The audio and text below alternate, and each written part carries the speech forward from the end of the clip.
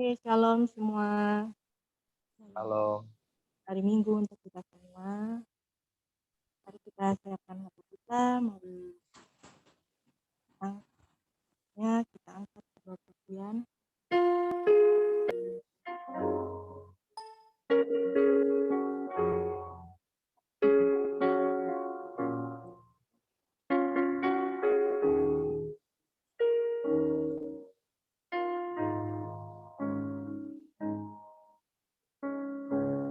Sama-sama kita katakan saat ini. Saat ini berhadapan denganmu. Wajahnya Priscilla ditunjukkan. Wajahmu, Yesus kekasih jiwaku.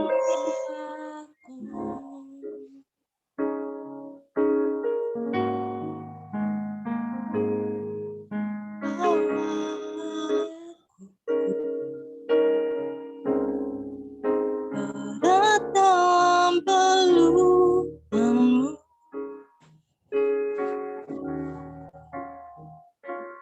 menikmati kasih dan indahnya hati. Dari awal saat indah, saat ini berhadapan denganmu, memandang wajahmu, Yesus kekasih jiwaku.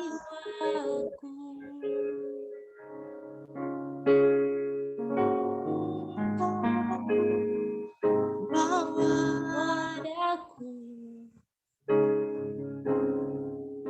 berat dalam pelukanmu,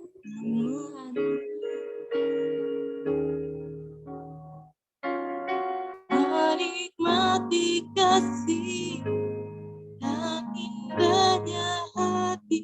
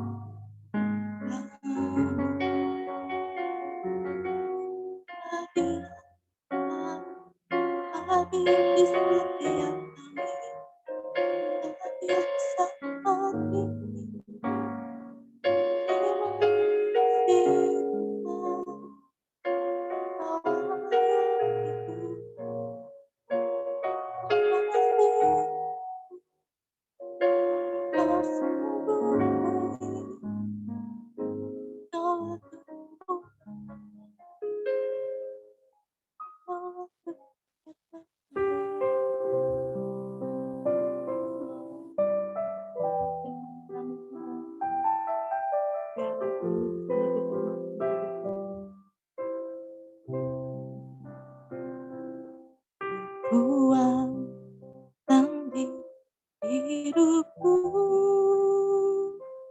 Ku datang dalam Yesus yang tak pernah tinggalkanku, setia menolongku, berseru berharap dalam Yesus. Ajar kau Tuhan penuh kuasa, sanggup pulihkan keadaanku. Dalam tangan-Mu seluruh hidupku, tak akan goyah selamanya.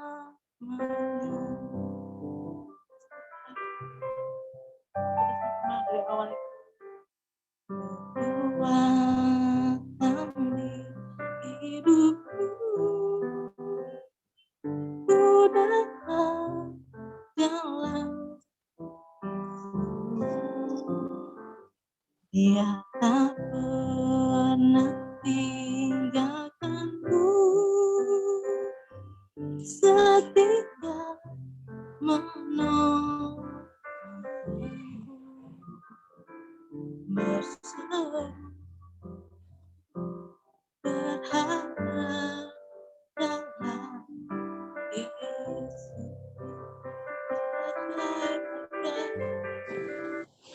Ajaib kau Tuhan penuh kuasa, sanggup pulihkan keadaanku. Dalam tangan-Mu seluruh hidupku, tak akan goyah selamanya. Haleluya. Tuhan penuh kuasa, sanggup pulihkan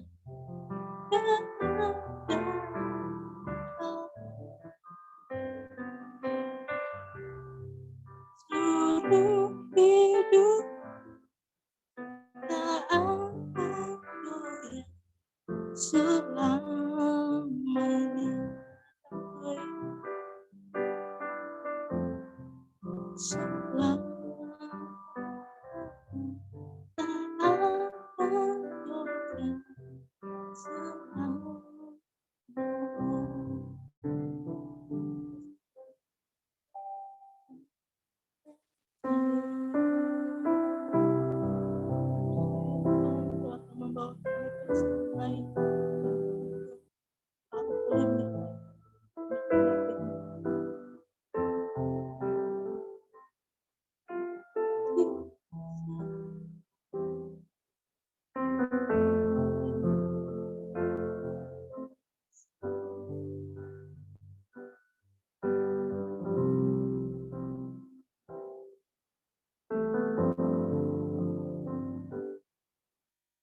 Firman-Mu berkata Kau besertaku, maka kuat roh dan jiwa. Tangan-Mu akan selalu ku nantikan, di setiap langkah ku percaya.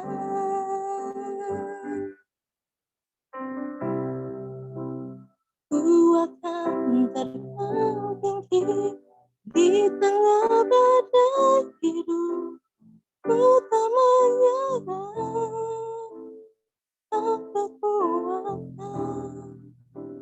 dan perlindungan bagiku, pertolongan di tempat maha tinggi. Ku mengangkat tanganku, aku berserah, tak pernah sembah, Yesus Rajaku.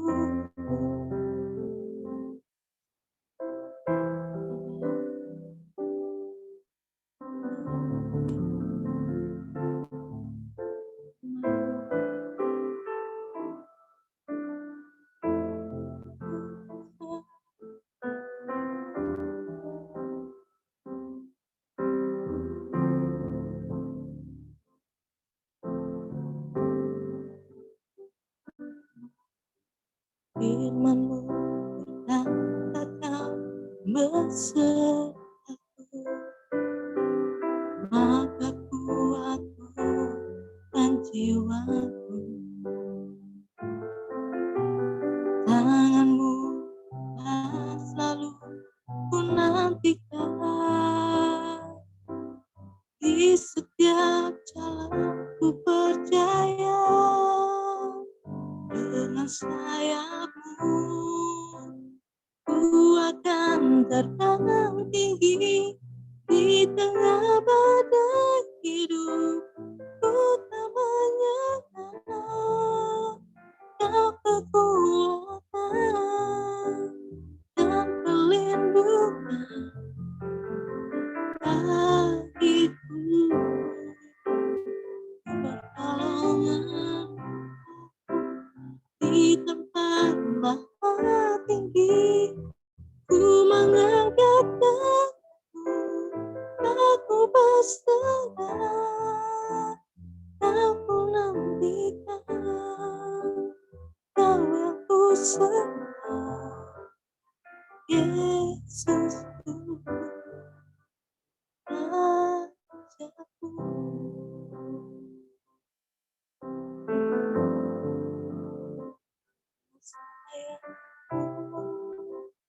Ku akan terbang tinggi di tengah badai hidup. Ku tak menyerah, Kau kekuatan dan perlindungan bagiku.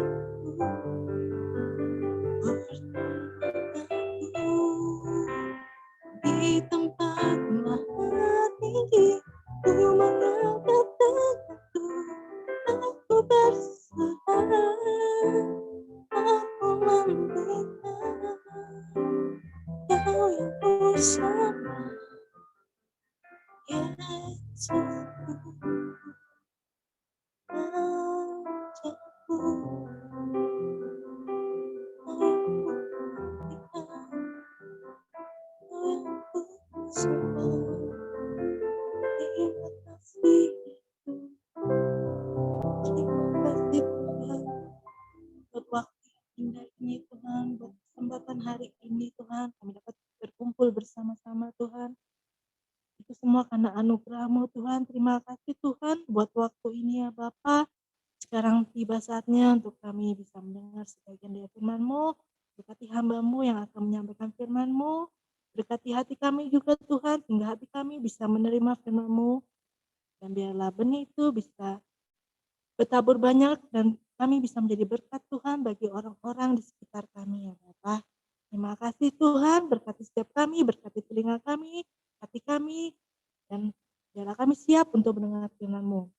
Sembunyikanlah hamba-Mu yang akan membawa firman-Mu di balik salib-Mu ya Tuhan. Terima kasih Tuhan, dan kami siap untuk mendengar firman-Mu. Haleluya, amin.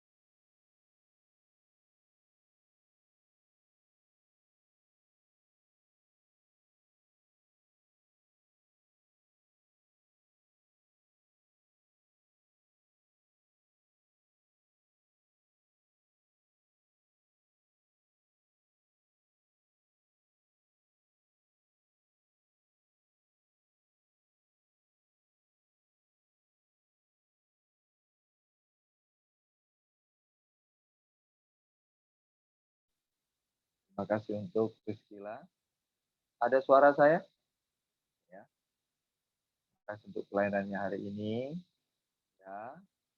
Siapapun kita WL harus wajah ditampilkan full ya, karena lebih enak dilihat oleh mata, begitu full kelihatan, ya kan? Ekspresif dan kita bisa melihat pemimpin Kristiannya. Ya, jadi harus tampil full wajahnya. Semua kita yang oke. Mereka juga akan mencatat nama-nama WL yang sering layanan di JK Overseas ini, Tiongkok, ya.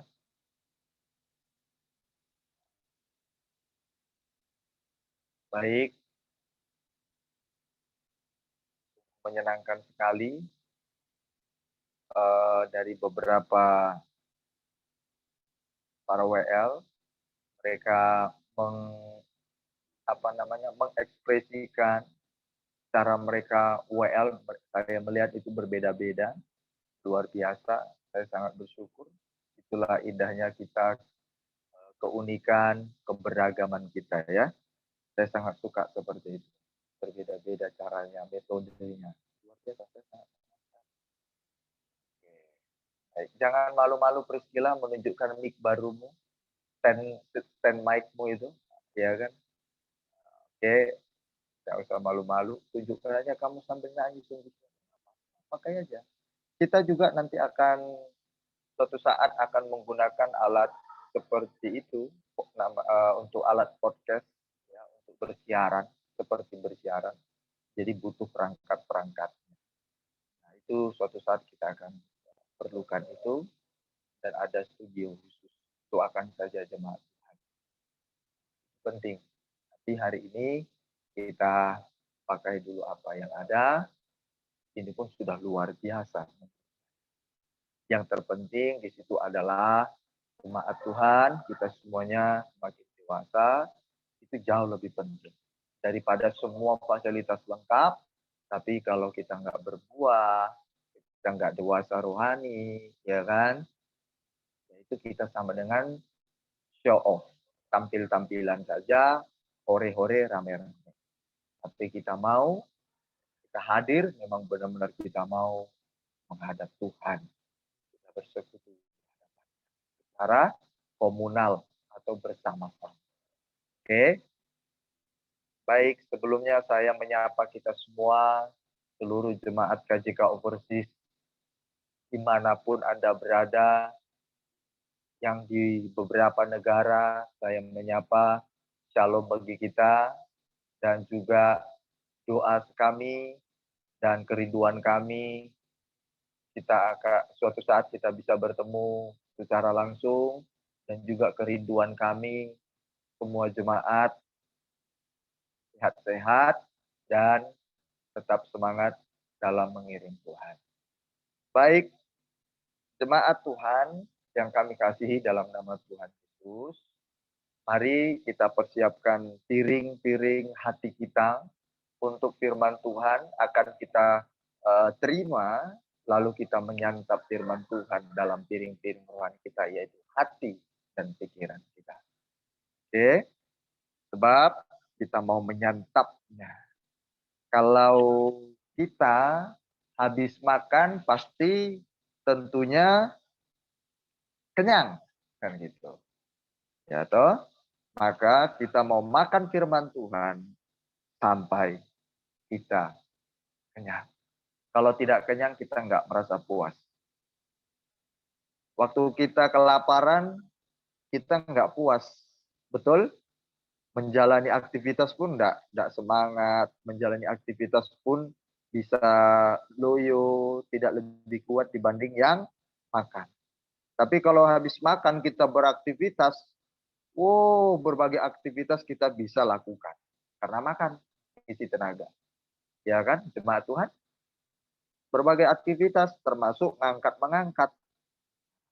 Sama, firman Tuhan kalau kita santap, kita makan sampai kenyang, kita akan mendapat kekuatan baru setiap hari. Begitu ada masalah beban hidup, kita mampu mengangkatnya. Karena kita punya firman Allah.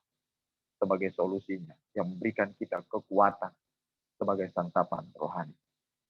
Orang yang tidak mau konsumsi firman Tuhan, dia akan loyo menghadapi hidupnya. Dia nggak punya kekuatan apa-apa mengangkat masalahnya. Karena dia nggak punya makanan rohani. Dia nggak punya solusi rohani kehidupan. Ini fakta semua ya. Baik, saya menyapa dulu Mama Nina. Tadi sepertinya baru masuk. Selamat datang di rumah Anda. Semoga Anda mendengar. Atau Anda ada di ujung pojok pintu sana. Baik. Pelajaran yang menarik buat kita semuanya pada pagi hari ini adalah ya, sama-sama kita baca yuk. Sama-sama kita baca judulnya. Yuk, bisa di-unmute. Belas Ya. kasihan. Satu, ulang, saya hitung ya. 1, 2, 3. belas kasihan. Oke. Sudah hafal? Belas Ada gambarnya. Tidak Beni Susilo ada. kalau nama saya yang lain, wah kaget. Wajah-wajah saya, nama-nama saya yang beda. Nah, ini udah tampil? Oh ini sudah. Oke. Belas kasihan melampaui persembahan. Oke, sudah hafal ya. Belas kasihan melampaui persembahan. Oke. Belas kasihan melampaui persembahan. Belas kasihan itu sama dengan empati. Empati itu sama dengan atau pengertiannya kita memiliki atau kita merasakan apa yang orang lain rasakan. Oke. Kita turut merasakan apa yang orang lain rasakan, termasuk penderitaan orang lain, kesusahan orang lain, dan juga kebahagiaan orang lain, kesuksesan orang lain, termasuk di dalamnya. Ya, kita turut merasakan kalau orang lain menderita, kita turut sedih. Kalau orang lain kesusahan, kita turut sedih. Kalau orang lain berkekurangan, kita turut sedih. Tapi tidak cukup sedih. Karena di dalam belas kasihan, di dalam sebuah empati, turut merasakan penderitaan orang lain, berarti kita juga setelah merasakannya, kita pun bertindak sesuai kemampuan kita. Jadi belas kasihan itu tidak sekedar, aduh kasihan ya dia, iya, itu cuma bicara saja, kasihan ya. Nah, kalau kita tidak membantu orang itu dengan apa yang kita bisa lakukan sesuai porsi kita, sesuai kemampuan kita, kita sebenarnya mampu. Tapi kita cuma bilang kasihan ya. Nah, seperti saya berikan contoh sederhana, kalau ada orang yang sangat miskin, ada orang yang sangat susah, datang ke rumah Mama Elsa atau menelpon dan Mama Elsa kenal orang itu. Ini bicara kenal. Kalau nggak kenal juga bisa. Tapi kita bisa melihat memang orang itu susah. Nah, Mama Elsa waktu orang itu datang memang benar-benar dia susah. Lalu Mama Elsa bilang, kasihan ya. Oh, kamu kasihan sekali. Lalu Mama Elsa tepuk badan orang itu. Kasihan kamu. Aku kelaparan. Berjalan lagi, aku capek, kok perutku kosong, contoh Bu. Mama Elsa tepuk dadanya saja, tepuk badannya. Lalu Mama Elsa suruh dia pulang. Itu bukan empati namanya. Itu bukan belas kasihan.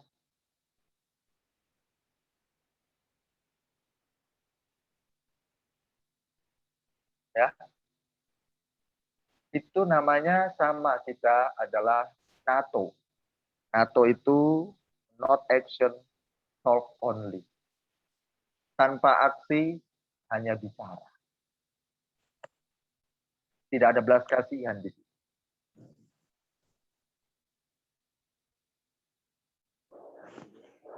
Ya. Oke, bisa dijawab. Kalau kita memiliki karakter seperti itu, ayo kita renungkan, kita renungkan bersama-sama. Perhatikan, cermati kata-kata saya. Firman Tuhan yang luar biasa. Waktu orang kelaparan sungguh-sungguh susah, sementara kita mampu melakukannya. Kita hanya tepuk badannya, lalu kita suruh pulang. Coba, ayo siapa yang mau menjawab? Kita renungkan sendiri, itu orang punya belas kasihan atau orang yang terlalu? Coba bisa jawab, ada jawaban Anda yang lain. Bisa dijawab? Silakan yang di Tiongkok.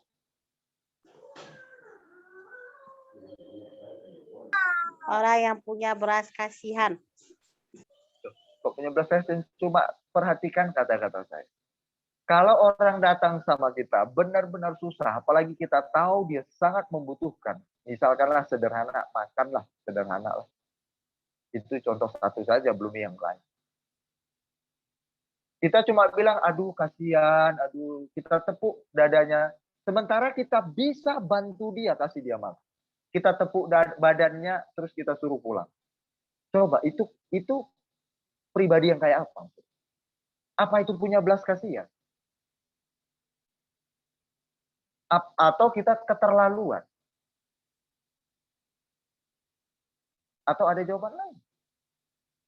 Kalau menurut saya dan Alkitab, itu bukan belas kasihan. Karena pengertian belas kasihan adalah empati. Turut merasakan apa yang orang lain rasakan.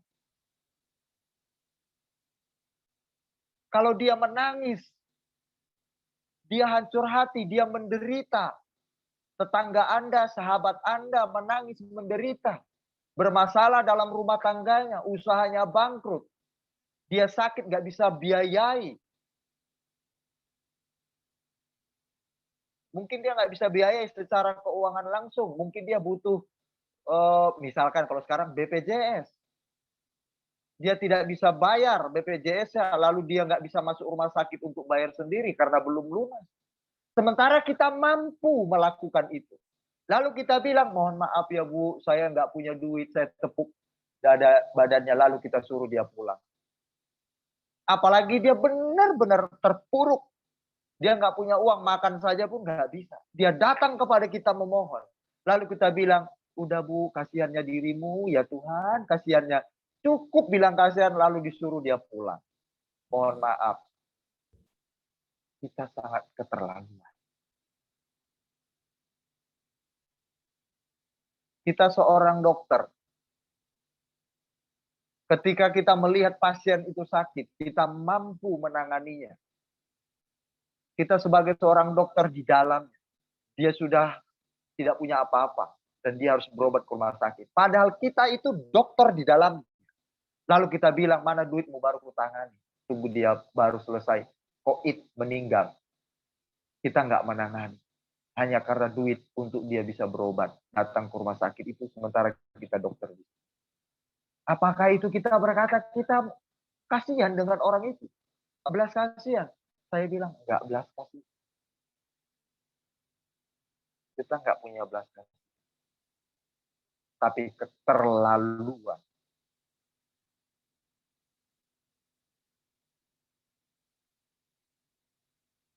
Saya sedikit bercerita jemaat. Ini perlu kita ketahui. Saya pernah tinggal dalam sebuah rumah tempat pelayanan saya dulu. Tempat itu bocor. Jadi kalau air itu masuk ke rendes. Sampai ke tempat saya tidur pun air.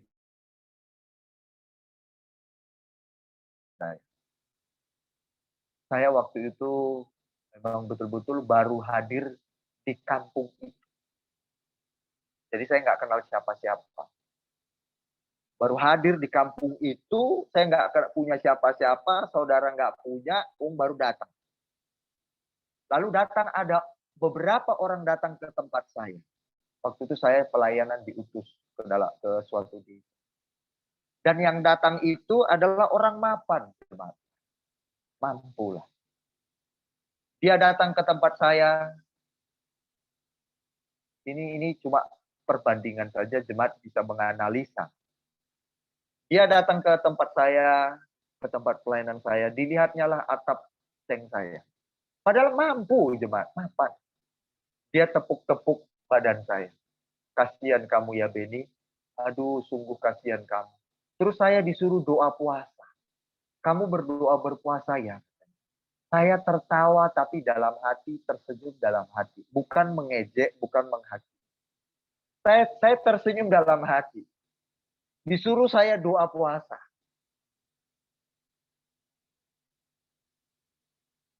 Saya mau tanya jemaat. Yang saya butuhkan doa puasa atau sengnya?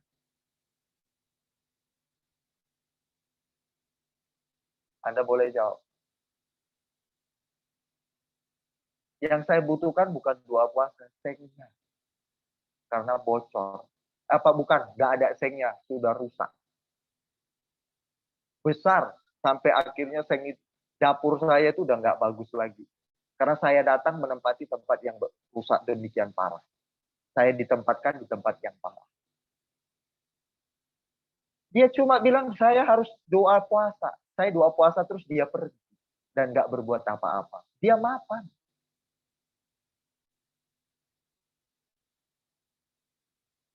Coba, apakah itu ciri-ciri anak Tuhan yang punya belas kasihan, jemaat?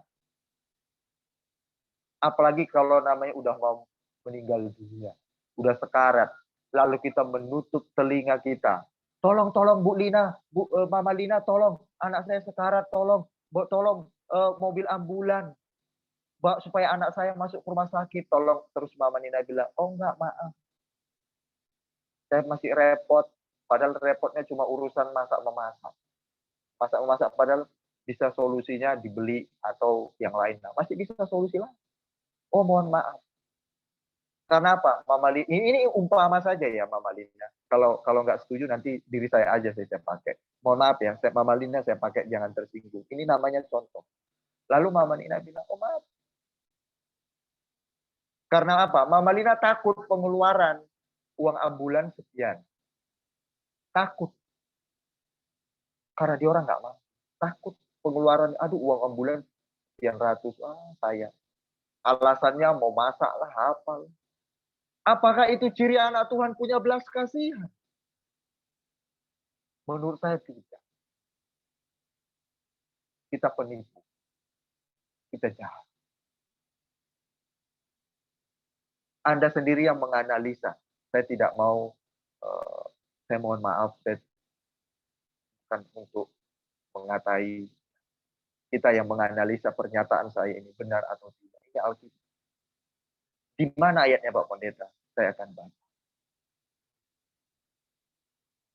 Saya akan baca, kita akan lihat, perhatikan sama-sama yuk. Matius pasal 12 ayat 1 sampai yang ke-8. Yesus yang ngomong ini.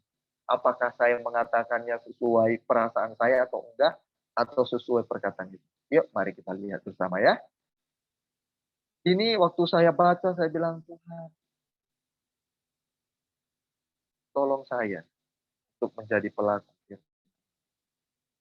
Betul enggak? Seringkali kita seperti itu. Kita bilang, aku enggak ada duit. Kita mampu. Kita membohongi orang.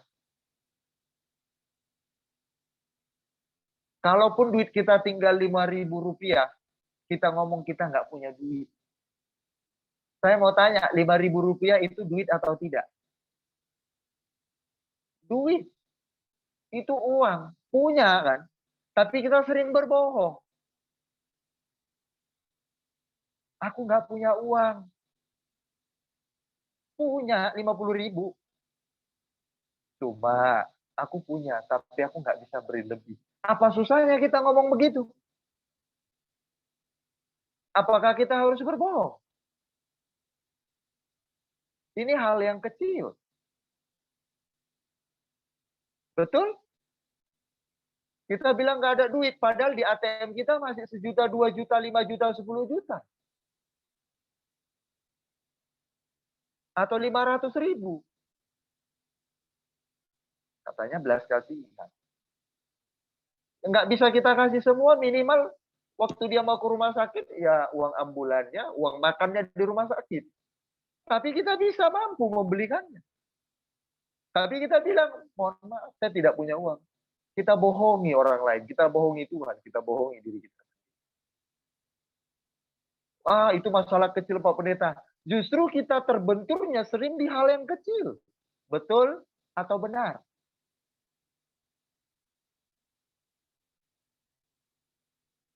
Ayo kita buka, yang punya Alkitab cermati. Ketika saya membaca akan lebih cepat menyambung. Saya baca Matius 12 ayat 1 sampai 8. Yuk perhatikan ya. Ini sangat unik cerita. Waktu itu Yesus sedang berbincang-bincang dengan pendeta-pendeta waktu itu. Kalau saya pakai kata sekarang pendeta, pemuka agama atau pemimpin rohani. Ini seru sekali. Atau seorang yang pengajar firman. Saya akan baca. Perhatikan kitab Anda, Matius 12 ayat 1 sampai 8. Pada waktu itu, pada hari Sabat, Yesus berjalan di ladang gandum. Perhatikan, pada waktu itu, pada hari Sabat, Yesus berjalan di ladang gandum. Oke, pada hari Sabat. Hari Sabat itu adalah hari di mana hari ke-7 bagi umat Israel tidak boleh bekerja atau tidak boleh melakukan aktivitas apa-apa di luar. Termasuk menolong orang pun tidak boleh. Coba bayangkan. Kalau ada orang mau, seperti saya bilang tadi, sekarat, mau pergi minta bantuan, tolong bawa saya dong Priscilla, saya udah sesak napas mau mati, bawa saya ke rumah sakit. Hari Sabat, nggak boleh. Lebih baik orang itu mati daripada Anda tolong. Betapa jahatnya. Hari Sabat itu adalah hari yang dikultuskan. Kalau kita sekarang, hari yang dikultuskan, yang ditetapkan, tidak boleh beraktivitas apa-apa di luar. Itu manusia yang buat, bukan Tuhan yang buat. Betapa naifnya manusia, coba bayang. Manusia pandai-pandaian, manusia mencoba membuat aturan sendiri. Kalau hari ke-7, kalau sekarang hari ke-7 adalah hari, kalau bagi kita adalah hari Minggu. Artinya kalau hari Minggu tak boleh berbuat apa-apa aktivitas di luar, cuma di dalam. Mau orang sesak napas di depan kita minta bantuan, orang kelaparan, keroncong perutnya mau mati, jangan ditolong, biarkan dia mati. Pokoknya nggak boleh hari Minggu kerja. Jahatnya. Atau orang tidak berpengertian yang benar tentang hari Sabat. Coba kita renungkan yuk kata-kata ini. Kalau kita nggak bisa berbuat sesuatu, bekerja, menolong orang yang darurat, lebih baik dia mati di depan kita. Nggak boleh katanya. Aduh, saya pikir kita nggak punya belas kasihan. Saya baca. Pada waktu itu, pada hari Sabat, Yesus berjalan di ladang gandum. Perhatikan ladang gandum. Karena lapar. Lapar loh. Orang lapar berarti perutnya harus diisi. Murid-muridnya memetik bulir gandum dan memakannya. Memetik bulir gandum dan memakan. Itu pada hari Sabat yang saya sudah jelaskan tadi. Murid-muridnya lapar memetik gandum.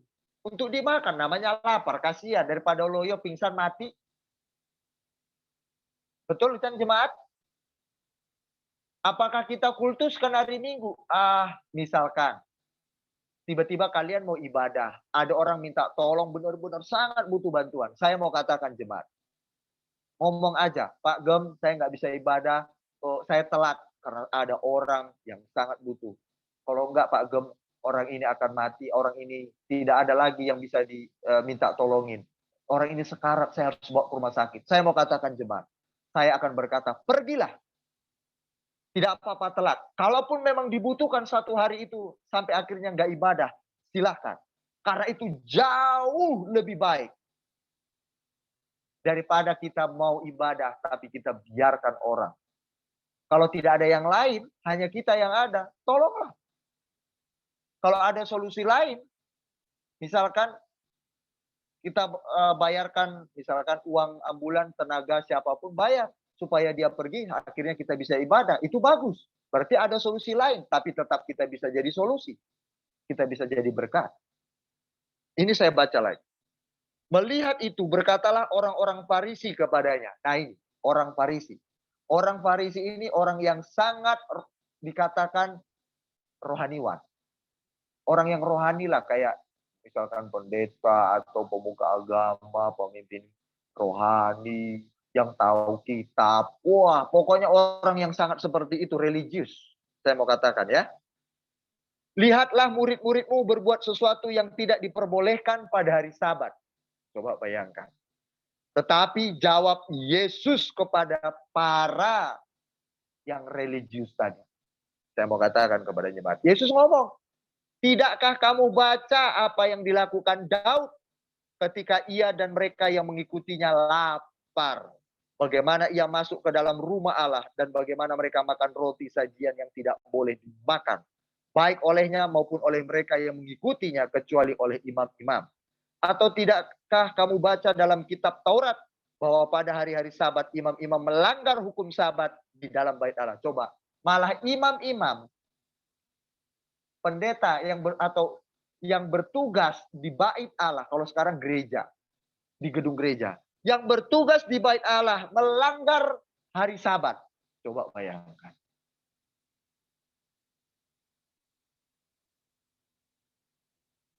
Oke? Bahwa pada hari Sabat imam-imam melanggar hukum Sabat di bait Allah, namun tidak bersalah. Tapi anggapan mereka itu salah. Kalau dalam arti kata begini, enggak ibadah, langsung menghakimi, malas ibadah.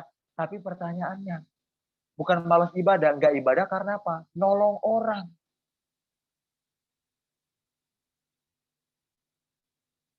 Kalau memang nggak ada solusi lain, hanya kita solusinya harus nolong orang, kita tolong orang. Nggak apa-apa nggak datang ibadah.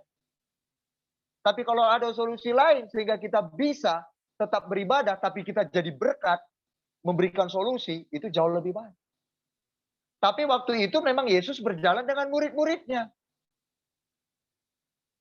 Nggak ada yang lain.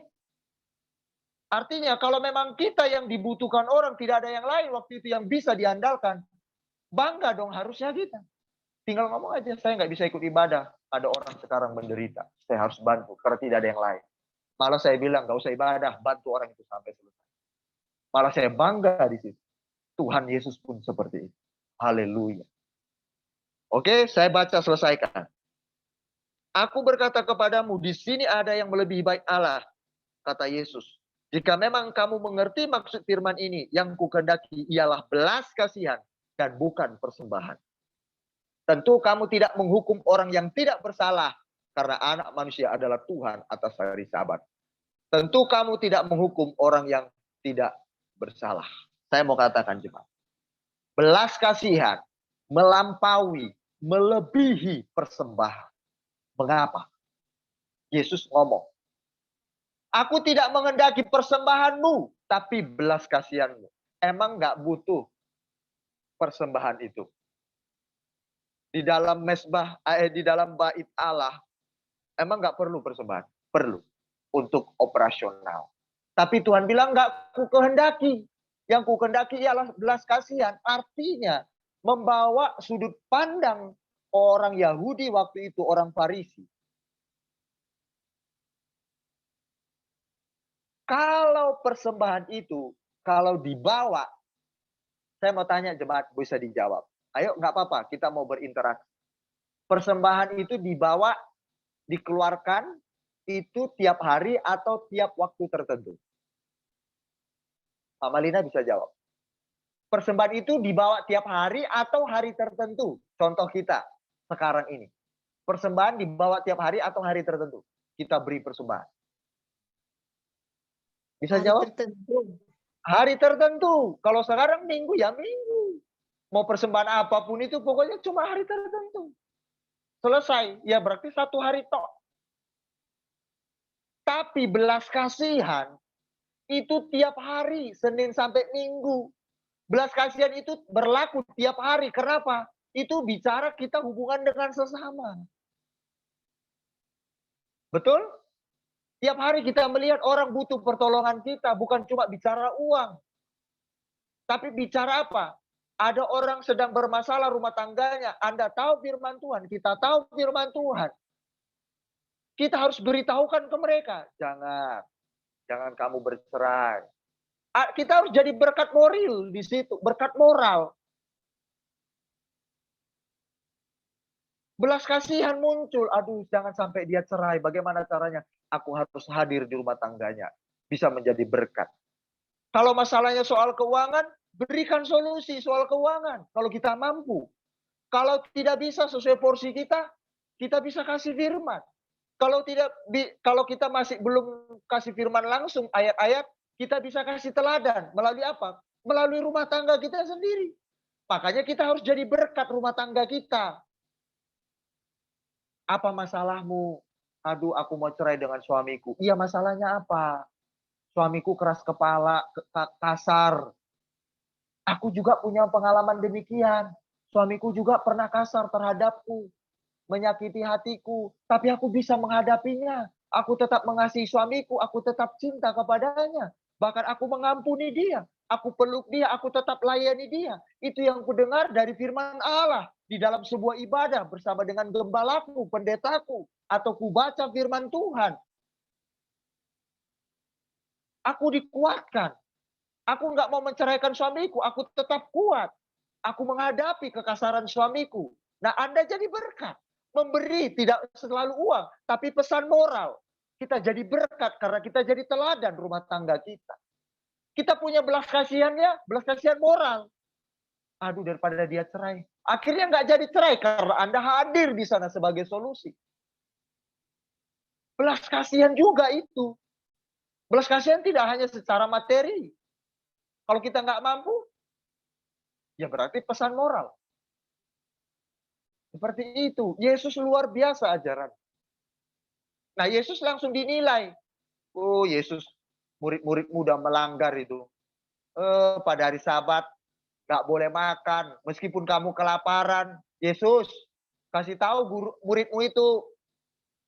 Yesus diajari, Yesus Tuhan. Melebihi dari hari Sabat. Diajari sama orang Farisi, pemuka agama yang religius. Biarkan, kalau bahasa saya, Sus, nasihati muridmu itu hari Sabat loh. Biarkanlah muridmu itu mati kelaparan. Daripada melanggar hari Sabat, lebih bagus dia mati kelaparan. Jangan langgar tuh hari Sabat. Itu terlalu sekali. Kita rajin ibadah.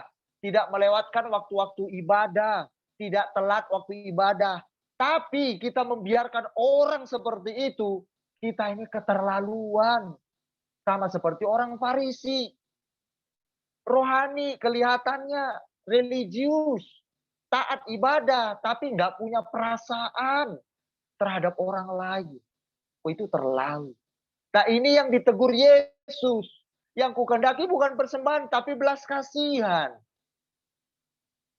Tuhan Yesus bukan tidak tahu bahwa persembahan itu butuh untuk operasional. Tapi nilai lebih tinggi kita memberikan segala sesuatu karena kita punya belas kasihan.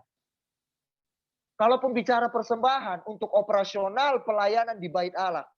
Kalau ukurannya belas kasihan, aduh, di pelayanan di bait Allah butuh operasional. Aku harus memberinya. Itu jauh lebih bernilai daripada kita cuma melakukannya sebagai kultus. Itu jauh lebih bernilai. Kalau cuma sebagai kultus, aduh tiap hari aku harus memberi persembahan, kalau enggak aku malu. Itu kultus namanya. Aduh nanti aku malu kalau enggak kasih persembahan, yang lain kasih persembahan. Jangan karena malu. Itu bicara kultus. Rutinitas. Yesus mau memperbaiki kita lebih lagi dalam kualitas yang lebih dalam, yang tinggi nilainya. Aku tahu bahwa pelayanan atau di bait Allah perlu operasional. Aku perlu membantunya. Itu saya tidak bicara jumlah, tapi aku mau memberi untuk persembahan di bait Allah. Itu jauh lebih bernilai tinggi, betul jemaat? Ayo saya mengajak kita menganalisa, yuk. Benar nggak pernyataan Yesus ini? Kualitasnya mana lebih tinggi? Karena kultus, karena malu kita datang beri persembahan, itu pun karena hari tertentu. Kalau sekarang hari Sabat itu hari Minggu kalau di kita. Kalau cuma itu, dibanding dengan belas kasihan, aduh, di bait Allah perlu dana, di bait Allah perlu operasional. Aku mau mensupport, aku mampu. Saya tidak bicara jumlah. Mana lebih bernilai tinggi dibanding kultus?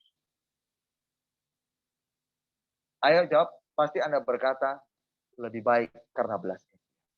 Nah inilah yang Yesus mau bagi kita semua. Ayo mari kita sama-sama. Mengapa belas kasihan melampaui persembahan? Belas kasihan kita bisa lihat tiap-tiap hari orang di depan kita. Apa yang perlu kita belas kasihani orang-orang di sekitar kita? Apakah perlu moral yang kita harus belas kasihani mereka? Jadi teladan dulu soal moral. Benar dulu moralnya. Jadi teladan dulu dalam rumah tangga. Kalau mau jadi berkat dalam rumah tangga orang lain. Jangan mau jadi berkat rumah tangga orang lain. Sementara di rumah tangga kita nggak beres. Kita masih memaki-maki, kita nggak mengasihi pasangan kita.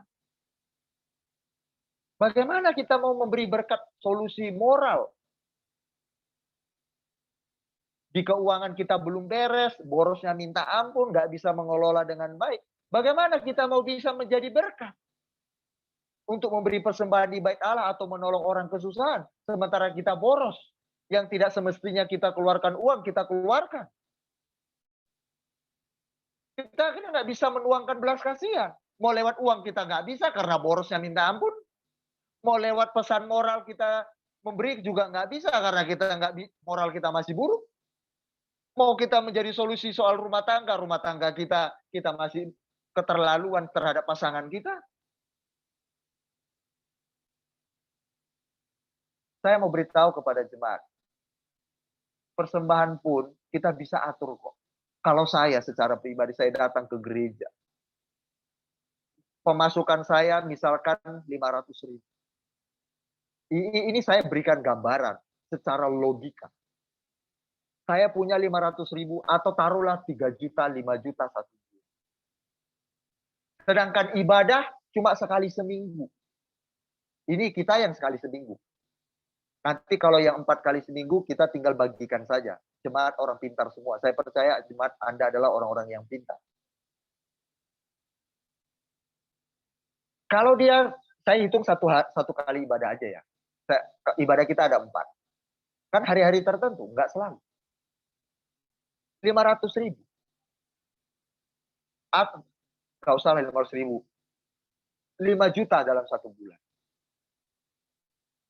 Kita bagi 4 kali ibadah. Ini saya tidak menyinggung dan tidak menyuruh jemaat untuk persembahan. Enggak ya. Enggak. Ini membuka paradigma saja. Oke? Anda yang melogikakannya, benar atau tidak, nilai sendiri ya jemaat. Kalau saya salah, Anda boleh meralat, Anda boleh mengoreksi saya. Silakan. Ini pernyataan Yesus. Kita mau ikut. Ini saya mau beritahu kepada kita. Saya pemasukan 1 juta. Sedangkan ibadah cuma 4 kali. Saya persembahan 50.000. 4 kali 200 bulan. Itu 1 bulan persembahan. 200.000. 1 bulan loh. Bukan 1 minggu loh. Kalau 1 minggu luar biasa itu. Berarti tinggi sekali pemasukan. 50.000 1 minggu. Setiap kali ibadah. 4 kali ibadah berarti 200. 1 bulan persembahan. Berarti uang saya tinggal 800. Saya sudah membagikan kan. Oh 800 kebutuhan listrik, minum, makan, uang tak terduga dan sebagainya. Cuma sekian. Cukup. Ya sudah. Kita sebenarnya bisa bagi semua. Yang membuat semua kita nggak teratur karena manajemen kita yang rusak. Betul atau betul? Kita nggak bisa membagi dengan baik, mensyukuri dengan yang ada. Yang seharusnya nggak keluar, dikeluarin. Pemasukan misalkan tidak hanya cukup untuk kebutuhan sehari-hari, kita belanjakan untuk kita supaya dilihat orang tampilnya wow. Padahal itu mengganggu manajemen kita untuk ke depannya. Tapi karena dengar omongan orang supaya kita nggak malu, kita beli ke fashion hanya karena omongan orang. Akhirnya nggak termanajemen. Betul kan? Nah ini kita mau, ayo sama-sama kita. Yang seperti diajarkan Yesus. Belas kasihan melampaui persembahan. Aku tidak mengendaki persembahan tapi belas kasihan. Tuhan bukan nggak ngerti operasional bait Allah waktu itu. Tuhan tahu sekali. Tuhan paham. Tapi kalau segala sesuatu kita lakukan dengan belas kasihan, kita akan mengerti. Kesini apa yang harus kulakukan. Oh, orang ini kebutuhannya apa ya, kita berikan. Oh ini uang, kita kasih uang semampu kita. Oh ini pesan moral, kita kasih pesan moral. Oh ini urusan rumah tangga, kasihlah solusi rumah tangga. Kita jadi mengerti memanajemennya. Maka dengan demikian kita akan jadi bisa menjadi berkat dalam segala sesuatu. Betul apa tidak? Betul kan? Segala sesuatu kita bisa jadi berkat. Mau soal keuangan, kita udah bisa manajemen, kita bisa jadi berkat. Soal persembahan, kita sudah manajemen. Tinggal kasih, kita udah hitung-hitung. Hanya Anda yang tahu dan saya yang tahu. Kebutuhan saya, pengeluaran saya. Untuk persembahan nggak akan terganggu, betul? Karena kita udah manajemen, atur. 50.000 sekali ibadah, contoh saja. Berarti 200.000. Kita yang ngerti itu. Semua jadi tertata. Oh, untuk usahaku modalnya sekian. Oh, keuntunganku tiap hari sekian. Oh, cash flow-nya aku punya ini 2 juta, 5 juta, 10 juta untuk cash flow-ku kalau misalkan nggak ada pembeli, nanti kerugian-kerugian ini ku alirkan cash flow-ku dari uang penyimpanan saya. Semua akhirnya tertata baik. Kita jadi berkat dalam segala hal.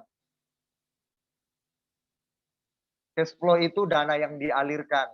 Dana apa ya? Dana uang apa ya kategorinya ya? Uang simpanan, stok khusus untuk usaha ya usaha. Itu maksudnya cash flow. Karena udah diatur semuanya.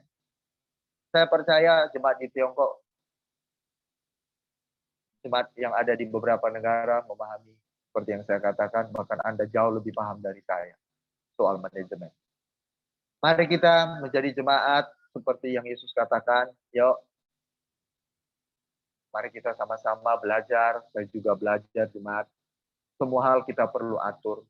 Bukan cuma itu, waktu pun kita perlu atur, mengasuh anak pun perlu kita atur. Saya percaya itu. Ya, semua kita bisa atur kok sedemikian rupa. Kita berjuang bersama-sama ya.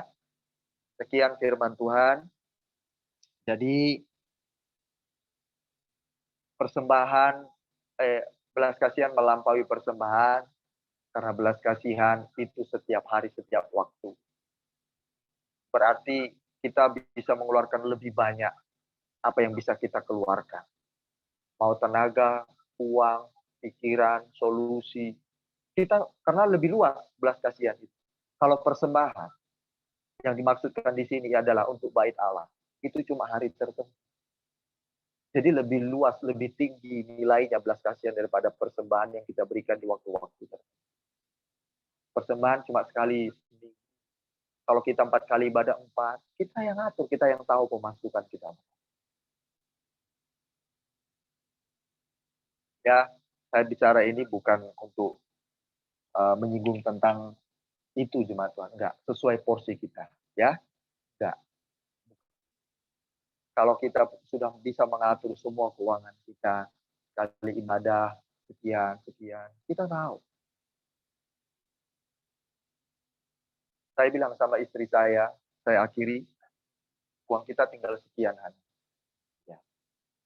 Sebelum masuk hari Minggu atau dalam masuk ibadah, misalkan ada yang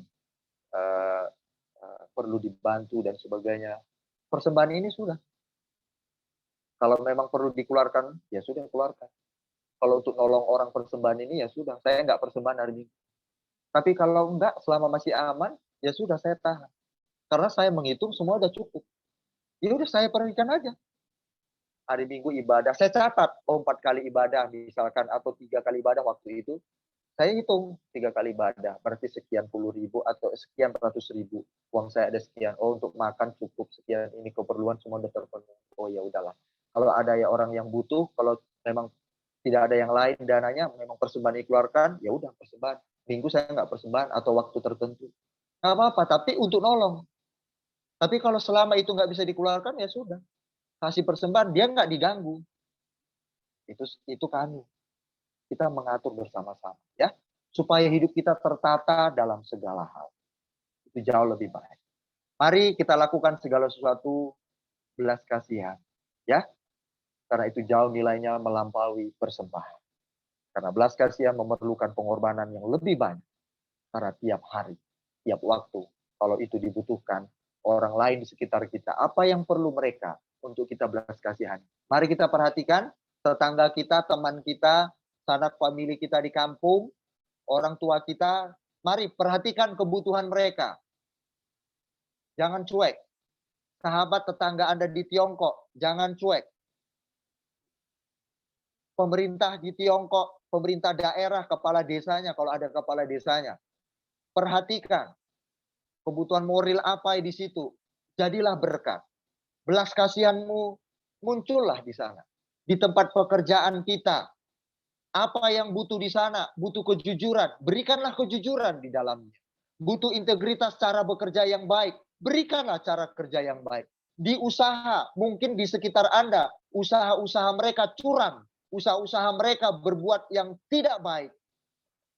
Mereka menzolimi. Mereka menindas.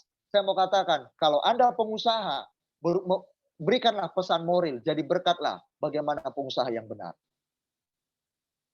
Kalau dibutuhkan di usaha itu yang jujur, jujurlah Anda dalam usaha Anda.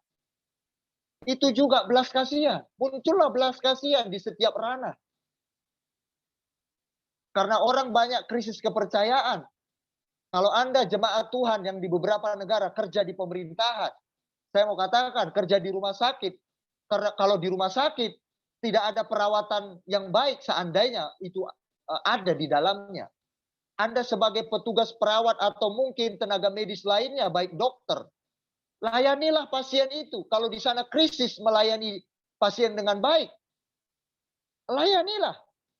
Karena di sana kebutuhannya moral, pelayanan yang baik. Belas kasihan muncul. Kalau di sana inginnya duit dulu baru ditangani, Anda di sana sebagai dokter, sebagai tenaga medis, layanilah. Jangan duit dulu baru ditangani. Mati dulu nanti dia, baru ditangani. Tangani dulu, selamatkan dulu nyawanya. Muncullah belas kasihan. Kalau selama ini di sekitar Anda orang suka ngegosip, muncullah belas kasihan. Jangan suka gosip. Berikan perhatian supaya di sana berhenti gosip. Caranya apa? Andalah yang ada di sana. Itu jauh melampaui persembahan yang cuma diberi hari-hari tertentu. Jangan pelit dalam memberi apapun, baik solusi, bantuan uang, tenaga, pikiran. Muncullah belas kasihan. Amin. Muncullah. Mari ya. Oke, jangan menghakimi orang yang tidak beribadah seperti murid Yesus memetik gandum pada hari Sabat yang dikultuskan. Sementara murid-muridnya kelaparan. Ya perlu makan, namanya lapar. Jangan kita seolah-olah religius, tapi kita nggak punya belas kasihan. Nggak peduli dengan sesama. Itu terlalu. Aku yang penting rajin persembahan. Nggak, Tuhan nggak menghendaki. Tuhan menghendaki belas kasihan. Amin. Puji Tuhan jemaat. Kiranya ini memberkati kita semua. Mohon maaf, jangan tersinggung. Kalau yang saya sampaikan ini tajam. Ini firman Tuhan. Saya bukan mengada-ngada. Memang tajam. Yesus yang ngomong kok. Yang kukendaki ialah belas kasihan, bukan persembahan. Tuhan tahu. Bukan persembahan tidak dibutuhkan. Operasional bait Allah waktu. Tetapi kebanyakan fokusnya di persembahan. Tapi nggak peduli. Standar kita bukan persembahan, tapi belas kasihan. Kalau kita tahu pelayanan ini membutuhkan dana, belas kasihan kita muncul, kita akan dengan ringan memberi. Betul jemaat? Daripada secara kultus, secara tradisi, setiap ibadah persembahan. Karena udah tradisi, dibanding belas kasihan. Beda. Tingkatnya lebih tinggi kita melakukannya dengan belas kasihan daripada dengan kultus. Daripada dengan rutinitas, kebiasaan, tradisi. Kalau enggak aku malu. Beda. Aku mau kasih persembahan. Karena memang butuh operasional. Butuh karena belas kasihan. Ini untuk pekerjaan. Sama. Aku bekerja di sini. Bukan karena aku digaji saja. Baik di kantor, di rumah sakit. Baik dimanapun kita sebagai karyawan. Aku di sini kerjakan karena aku digaji. Itu kelasnya rendah dibanding aku bekerja. Muncul belas kasihan. Aku mau beri yang terbaik di tempat di mana aku bekerja. Memberikan yang terbaik buat bosku. Karena Tuhanku mengajarkan belas kasihan kepadaku. Kalau aku main-main bekerja di sini, aku tidak berintegritas, tidak jujur. Aku mempermalukan Tuhanku. Berarti aku tidak punya belas kasihan. Aku kerja hanya karena faktor digaji. Salah. Konsep begitu nilainya lebih rendah. Tapi kalau karena belas kasihan, dia mengerjakannya akan berkualitas. Puji Tuhan. Mari kita berdoa. Sebelumnya kita nyanyi dulu. Saya angkat ref. Kalau jemaat pernah dengar lagu tadi aja lah ya, Saat Indah.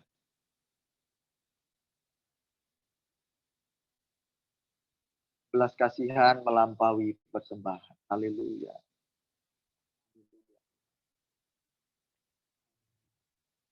Anda pernah tahu ini? Berikan pada kami hati yang mengasihi, jiwa-jiwa yang belum mengenal kasih Bapa. Anda sudah mengenal kasih Bapa. Berarti Anda tinggal membagikan kasih. Karena sudah dengar firman. Mereka yang terhilang. Mereka yang tersesat. Dulu kita sesat. Nggak tahu apa yang harus kita lakukan. Kelakuan kita keliru. Cara pikir kita keliru. Cara kita merasa. Hati kami iba.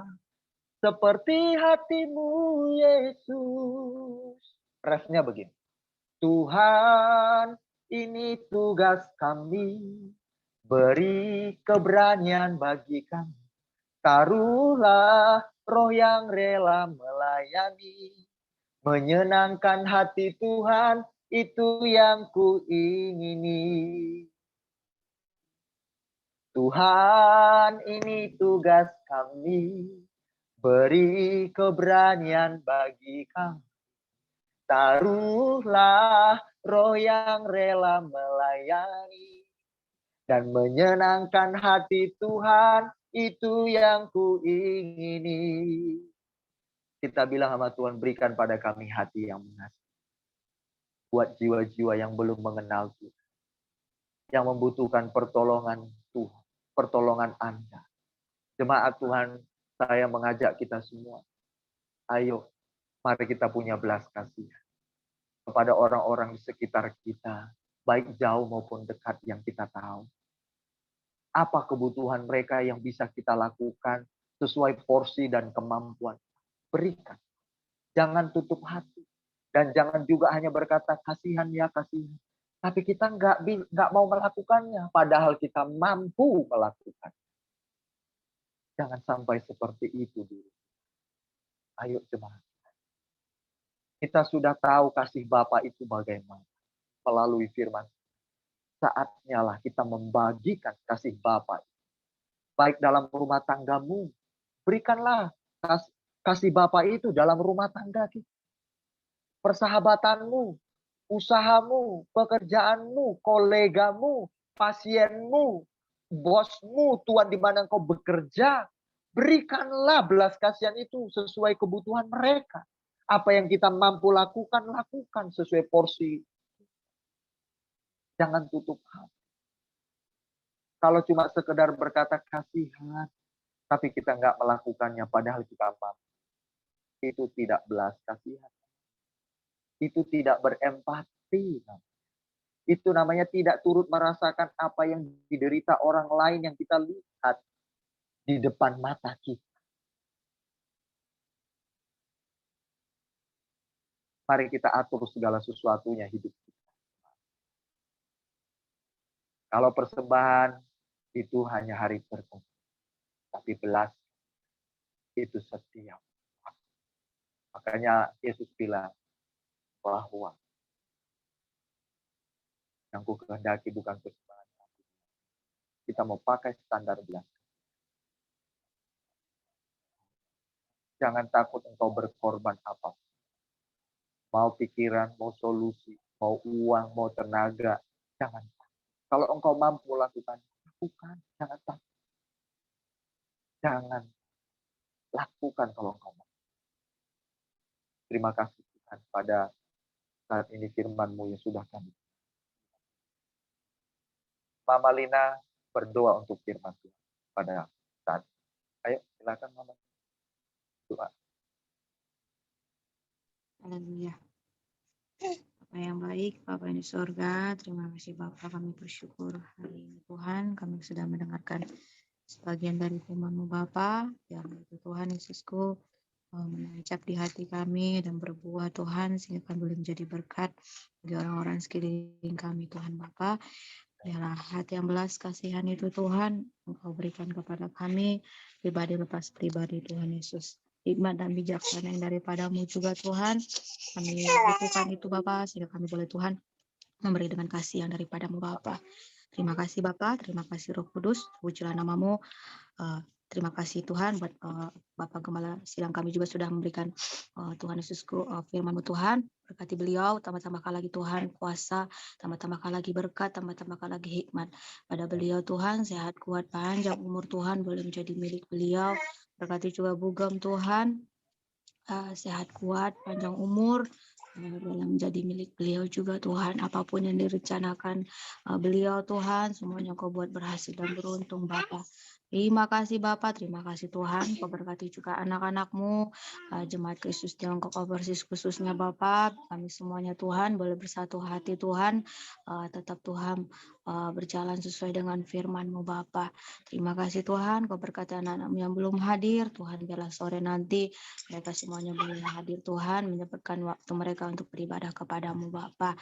Terima kasih Tuhan, berkati juga Tuhan persembahan anak-anak-Mu, baik itu persembahan Tuhan Yesusku, persembahan rutinitas maupun Tuhan persembahan untuk Zoom, persembahan untuk wifi, apapun yang anak-anak-Mu persembahkan, Engkau berkati Tuhan, yang belum memberi juga Engkau berkati Bapa. Biarlah Tuhan Kau berikan limpah dan kebaikan hanya daripada-Mu Bapa. Apapun yang anak-anak-Mu kerjakan Tuhan, Engkau berkati suami-suami anak-Mu Tuhan, Kau berkati pekerjaannya Bapa. Semuanya Kau buat berhasil dan beruntung Bapa. Terima kasih Bapa, terima kasih Roh Kudus, terpujilah namamu. Kami juga berdoa Tuhan buat bangsa dan negara kami. Kau berkati bangsa Indonesia Tuhan, bangsa di mana tempat kami lahir Bapa. Tuhan Indonesia Tuhan, Engkau menangkan Indonesia, Kau pulihkan ya Bapa. Di mana saat ini Tuhan terjadi berbagai masalah Tuhan. Oh, baik itu dari alam maupun dari pemerintah, dari manapun itu ya Tuhan, biar Engkau memulihkan Indonesia Tuhan. Indonesia milik-Mu ya Bapa, yang belum selamat, Engkau selamatkan Bapa. Terima kasih Tuhan Yesus, terima kasih Yesus. Berkati juga Cina ya Tuhan, di mana tempat kami beranjak sekarang Tuhan, di mana tempat tinggal kami sekarang. Tuhan berkati Cina Tuhan, Cina juga Engkau menangkan Tuhan, tidak yang mustahil bagimu Tuhan, Cina yang tidak mengenal Tuhan, biarlah Tuhan lewat kami Tuhan, yang tinggal di sini Tuhan, kami boleh Tuhan menyaksikan-Mu Tuhan sebagai Tuhan dan Juru Selamat kami Tuhan, sebagai Tuhan yang mempunyai langit dan bumi ini. Sudah sewajarnya Tuhan mereka memiliki Tuhan seperti Engkau ya Bapa. Berkati kami Tuhan, kami boleh menjadi saksi-Mu, kami boleh menjadi penginjil-Mu Tuhan, dimanapun kami berada Bapa. Terima kasih Bapa, berkati juga anak-anak kami Tuhan, tumbuh menjadi anak yang sehat, anak yang takut Amin. akan Tuhan, tumbuh kembangnya juga Engkau berkati Bapa. Suami kami juga Engkau berkati Tuhan. Kami akan dipercaya Tuhan, suatu saat suami kami Tuhan, boleh Tuhan Yesusku bersama-sama beribadah dengan kami Amin. Tuhan. Amin. Kami semua percaya Tuhan, satu orang selamat, seisi rumah selamat Yes. ya Bapak. Terima kasih Bapak, terima kasih Tuhan. Mungkin juga ada teman-teman kami yang suaminya sedang keluar kota, yang tidak tinggal bersama mereka juga Tuhan, Engkau berkati Bapak. Amin. Mana perjalanan mereka Tuhan, Engkau berkati Bapak. Terima kasih Bapak, terima kasih Roh Kudus. Terpujilah namamu Tuhan Yesus, inilah doa kami. Hanya di dalam nama Yesus kami sudah berdoa dan ucap syukur. Haleluya. Amin. Kita akan mengakhiri.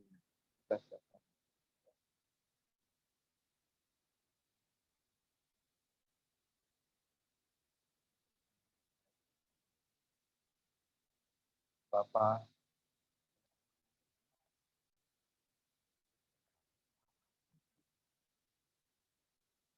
sudah waktunya limpahkan keuangan.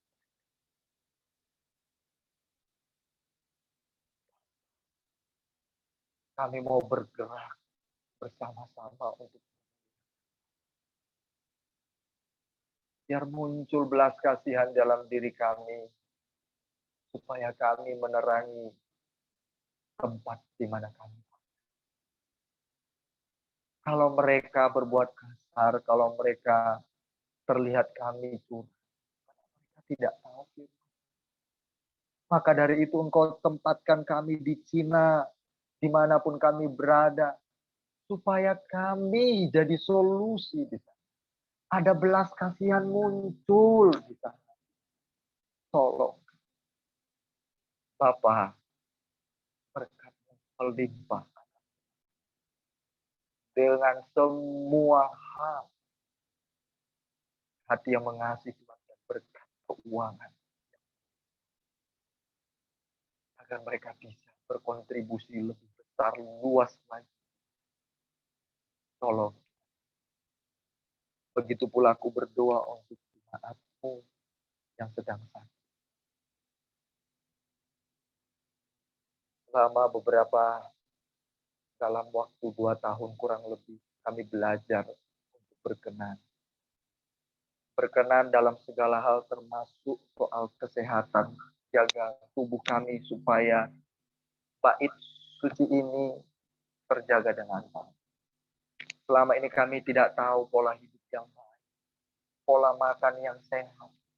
Kami sembarang saja. Ya. Atau karena kami nggak punya pengetahuan. Sehingga kami mengalami sakit penyakit dalam tubuh. Karena kesalahan diri kami atau karena kami tidak tahu. Dan Engkau sangat memaklumi.